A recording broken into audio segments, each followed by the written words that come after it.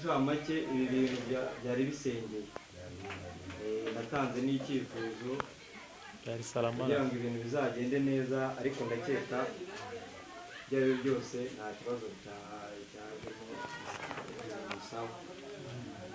Kuri iyo mpamvu rero navugaga nti hari abantu badafite ibinyabiziga byabo ku buryo bataha wenda ku buryo bworoshye igihe bashakiye, hari n'ababifite, ababifite turaba turi kumwe, abatabifite twabaha umwanya. Bahoze bambwira mu matwi ngo isaha zagiye iki, kandi hari abigomwa akazi, ejo bafite akazi benshi, ubwo hari ukwitegura, hari ukugira iki kugira ngo babone ko bajya mu mirimo yabo, baba bigomye byinshi. Niyo mpamvu rero navuga nti asante sana, murakoze cyane, ndabashimiye cyane byimazeyo, n'Imana ibampera umugisha.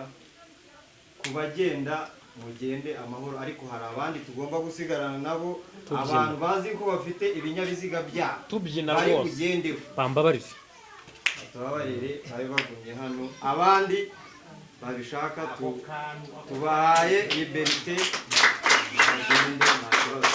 Murakoze cyane, asante. Thank you.